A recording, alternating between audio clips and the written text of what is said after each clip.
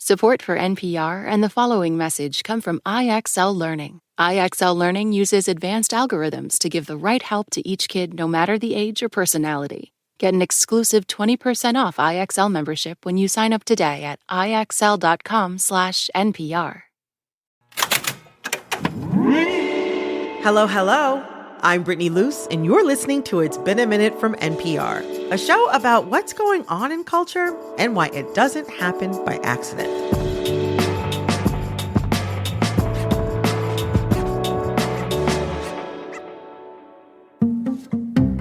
When a lot of people hear the word Jubilee, they think of a nice cherry dessert. But to those of us who are chronically online like me, you probably think of a video like this.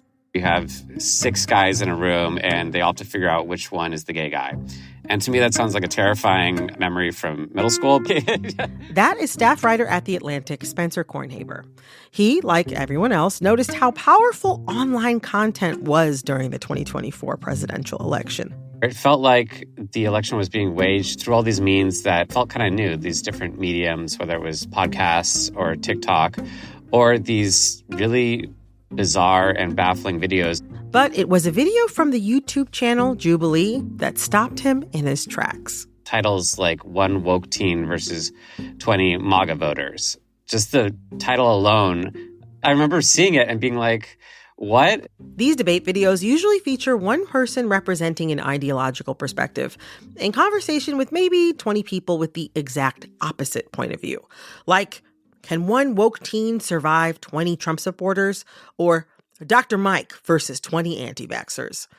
As you can imagine, these debates get pretty heated. I think that fighting for the freedoms of all 170 million American women by reinstituting federal protections for access to health care, that's going to be caring about the US abortion. citizens. I think that, yes. I think that fighting... Okay.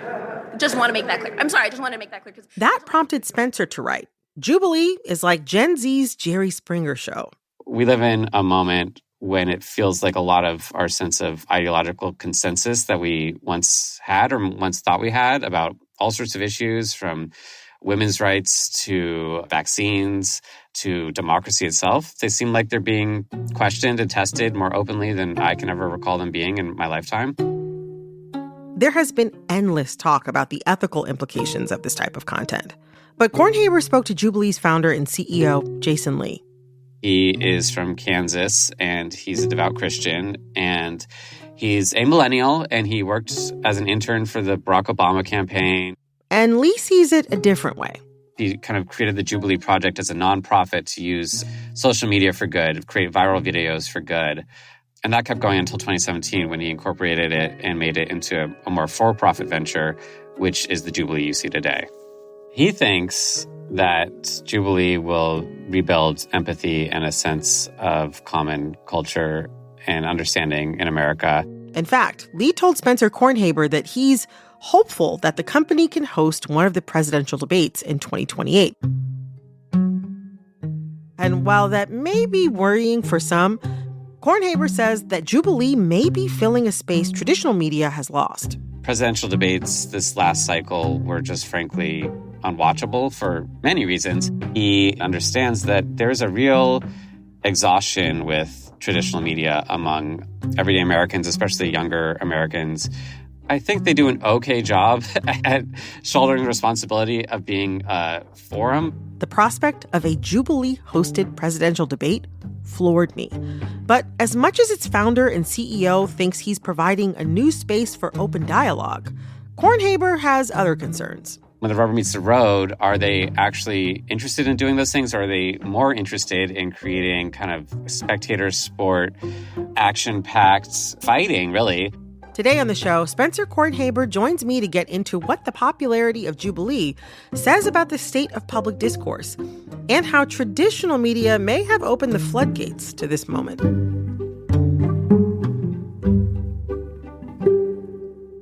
Really rambunctious debates are part of the history of democracy. And, my understanding is that the United States used to really have a lot tenser and sometimes even more violent debate among even lawmakers, leading up especially to the Civil War. So it's not like this is coming out of nowhere, but what's happened, I think, in the internet era, or whatever era of the internet we've been in for the past decade or so, is a real siloing of American culture. People going into their own echo chambers and talking about what's happening in the other echo chambers without actually talking to the people in them. Right. Like people would rather preach to the choir than engage in actual debate. And so we have ended up in this media landscape where you just weren't seeing this kind of like crossfire energy. Crossfire was another precedent that I thought of for Jubilee. And that was a show where Tucker Carlson and left-wing figures would debate and yell at each other on TV until Jon Stewart came in 2004 and kind of made fun of them and shamed them off the air. And I think part of the success of Jubilee is just filling in that space, that kind of hunger that we have to actually talk these things out in one room. I don't know, even though I think about like the founder and CEO, Jason Lee, I think about how earnest you described him as seeming, but I also can't help but think about the huge monetary opportunity there is for him and the huge like opportunity there is for Jubilee to make money. I mean, this stuff sells. There's so many different types of content that they make, not just debate videos, but there's also guessing videos. And like one person's blindfolded, you have to guess who's black.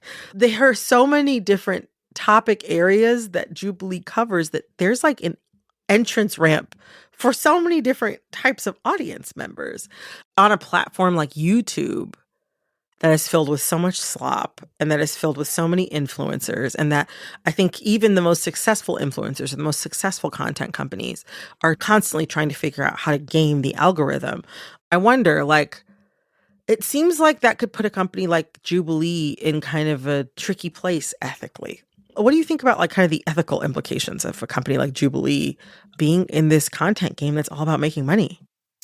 Yeah, I mean, the way that they frame it is that they have this responsibility and, there's no hard and fast rules over what sort of things they will and won't do, really. It just comes down to, internal discussion, debate, guided by a certain kind of ethical code and this sort of North Star of creating empathy and provoking human understanding. But those are all very nice words. When the rubber meets the road, are they actually interested in doing those things? Or are they more interested in creating kind of spectator sport, action-packed fighting, really, that only worsens our divisions? Those are very live questions that are borne out by the fact that many of the most popular and talked about videos are the most controversial ones, the ones that the company seems maybe the most nervous to defend. There was one that was about fat guys versus fit guys. And there was an influencer on there who was from the right-wing manosphere ecosystem who basically was saying that they should be put into an exercise concentration camp. Oh. And it was very clear that he had an agenda. He has his own brand that he's trying to build online. And it was sort of a horrible thing to watch. These people be belittled on camera to their face. And I don't know what the productive value of that was. And when I asked Jason about it, he said, yeah, some of these videos, we cast so many people, sometimes we're going to get it a little wrong. And that might have been one of them. Again, that is like one of the most discussed videos that they've had. Most recently, they had the Mehdi Hassan video. Yes. Where you have, quote unquote, right-wing people in the room, but the right-wing people turn out to be actually open fascists, racists, nativists.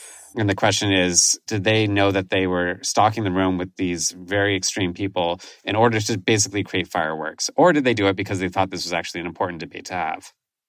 In thinking about Jubilee's success, I've been hung up on this idea that everything is content now. Like even in a so-called debate wherein you have, a prominent brown journalist from the UK being quote unquote debated by mostly white, openly racist and fascist xenophobes. Like it's just more content for the content mill. Even important political topics that deserve deeper discussion, it's all just content. Not just for Jubilee, but more broadly across media in general. Do you think that that's something that's new, or do you think that that's always been the case? Has everything always been content? I think that Jubilee has come up with a series of very cunning formulas that they can apply to so many different scenarios regarding both the society we live in, politics, and simply like the human condition, that they can sort of like franchise every little granular bit of our existence into clickable content. And it's really an impressive achievement, but to me, it's exhausting to think about, for sure. and again, like you have a debate with far-right fascists. And that's a debate about the future of democracy, really. And it's a very serious debate about the world we live in and the country that we have and want to have and that we might lose. And it's turned into cliquey, fun, cutesy, sort of cringe spectacle to be traded in video clips. I wish it was otherwise, but I also don't think it's like Jubilee created that problem. So we reached out to Jubilee for comment, and they did not respond. Coming up, what Jubilee is doing is what the media probably should have been doing a little more of all along, which is bring a lot of these kind of opinions that were festering in the corners of the internet and becoming quite influential, bring it into the sunlight to have a trial and to actually have those ideas tested. Kornhaber thinks Jubilee may be filling a space in the marketplace of ideas. This message comes from Sony Pictures Classics and the new film East of Wall, a portrait of female cowgirls in the New West, directed by Kate Beecroft. A rancher must cope with her family, losing her ranch, and providing for a group of wayward teens. Now playing only in theaters.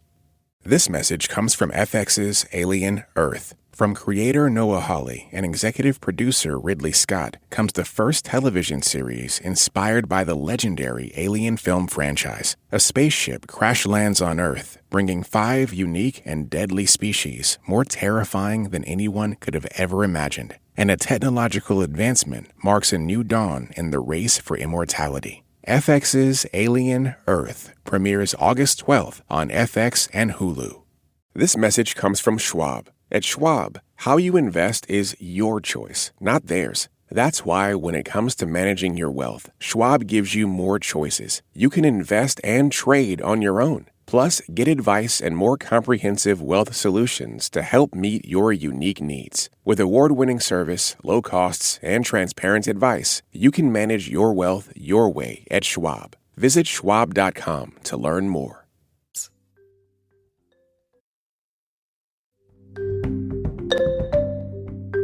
One of the things I've been thinking about is how the Jubilee founders' career trajectory feels kind of familiar. Jason Lee started in progressive politics, progressive causes. And, now he runs this platform that sometimes engages in a type of both sidesism. But we can see that trend across political media. How do you see post-Obama disenchantment change the rules of engagement for political discourse?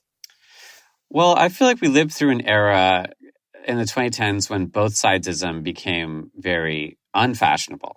And mainstream media outlets were very nervous about being seen to platform, quote unquote, toxic or regressive ideas. They were nervous about harm. This idea that just by covering an extreme opinion, you might be creating harm by platforming that opinion.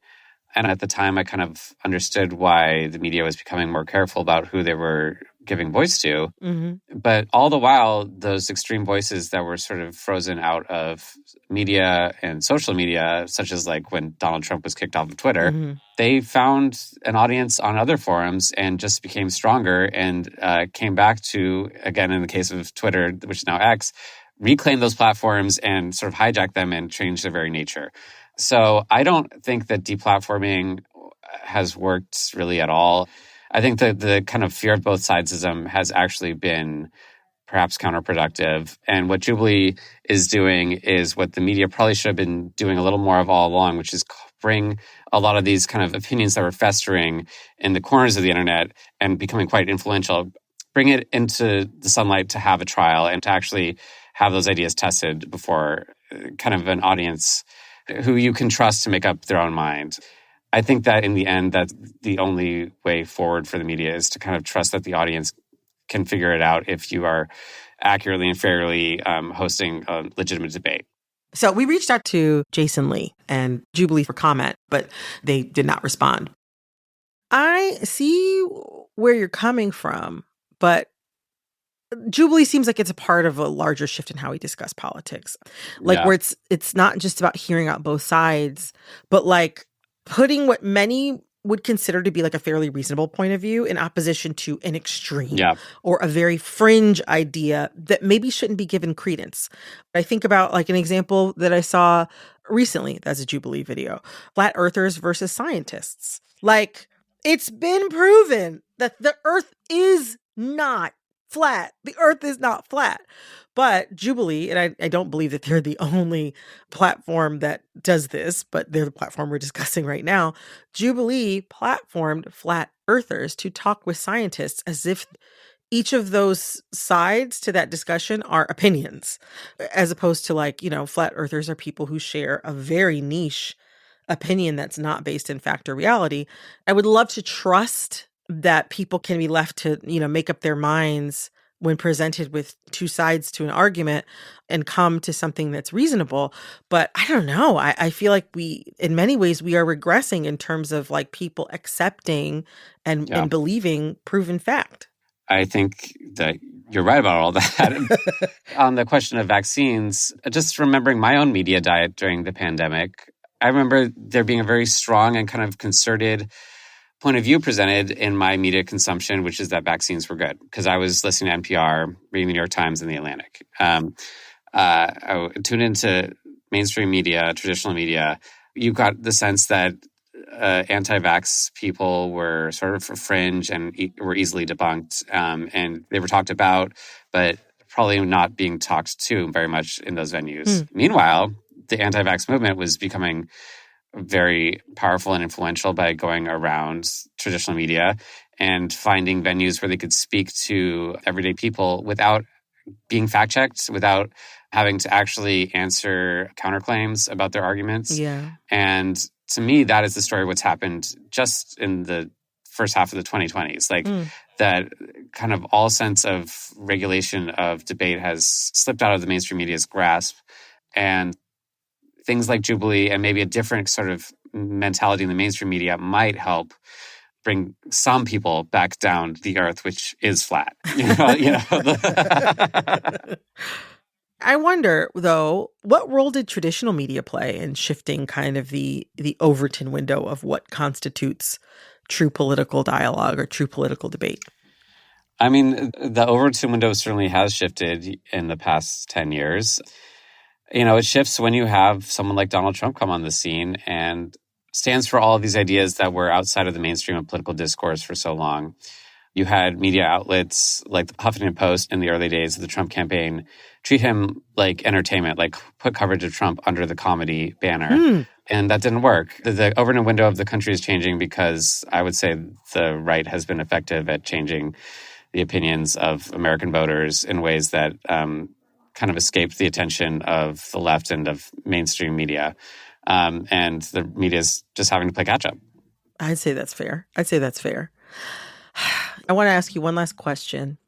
Considering all of the Jubilee that you've taken in, all the Jubilee you've discussed, having talked to Jason Lee, again, that we're discussing an article that you wrote months and months and months ago, and we've only seen Jubilee grow in prominence. What do you think this kind of debate content has the potential to do, best and worst case scenario, to the young people that are watching it? The best case scenario, I think, would be that it makes the young people watching it much less ideologically settled and much more open-minded in an authentic way to where they actually want to hear debates about issues that are real and authentic. They don't come at things necessarily from the one party, other party lens that marks the democracy that I grew up in. I grew up in the early 2000s when you were either very polarized for George W. Bush in the Iraq War or against it. And that's, I think, shaped the millennial kind of political experience.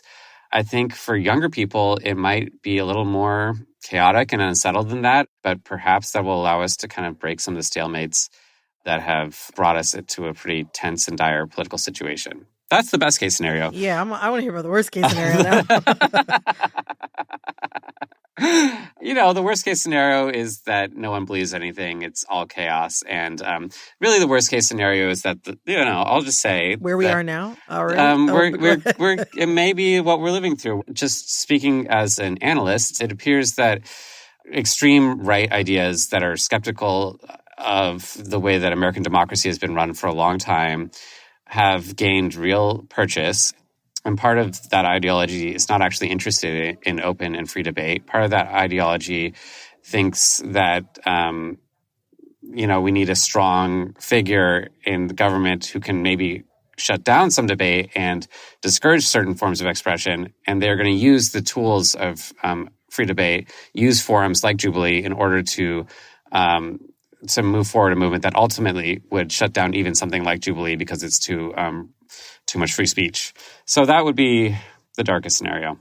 We'll probably end up between them, but I'm not good at predictions. This has been a really interesting conversation. Like you said, I mean, in many ways, open debate can be the foundation of a beautiful democracy. But in other ways, that can and has been curdled so much that sometimes we can end up in a position where we're giving air to some really dangerous flames. Yeah. It breaks my brain, too, for what it's worth. Yeah. Well, Spencer, I appreciate you coming on the show and talking with us about this. Thank you so much. Thanks for the hot debate. That was staff writer at The Atlantic, Spencer Kornhaber. And I'm going to put on my influencer hat for a second and ask you to please subscribe to this show on Spotify, Apple, or wherever you're listening. Click follow so you know the latest in culture while it's still hot. This episode of It's Been a Minute was produced by Alexis Williams. This episode was edited by Nina Pathak. Our supervising producer is Barton Girdwood. Our executive producer is Verilyn Williams. Our VP of programming is Yolanda Sanguini. All right. This message comes from Jerry. Many people are overpaying on car insurance. Why? Switching providers can be a pain. Jerry helps make the process painless. Jerry is the only app that compares rates from over 50 insurers in minutes and helps you switch fast with no spam calls or hidden fees. Drivers who save with Jerry could save over $1,300 a year. Before you renew your car insurance policy, download the Jerry app or head to jerry.ai/NPR. Support for NPR and the following message come from IXL Online. Is your child asking questions on their homework you don't feel equipped to answer? IXL Learning uses advanced algorithms to give the right help to each kid, no matter the age or personality. One subscription gets you everything. One site for all the kids in your home, pre-K to 12th grade. Make an impact on your child's learning. Get IXL now. And NPR listeners can get an exclusive 20% off IXL membership when they sign up today at IXL.com/NPR. This message comes from DSW. Where'd you get those shoes? Easy, they're from DSW. Because DSW has the exact right shoes for whatever you're into right now. You know, like the sneakers that make office hours feel like happy hour, the boots that turn grocery aisles into runways, and all the styles that show off the many sides of you. From daydreamer to multitasker and everything in between, because you do it all in really great shoes. Find a shoe for every you at your DSW store or DSW.com. That's all for this episode of It's Been a Minute from NPR. I'm Brittany Luce. Talk soon.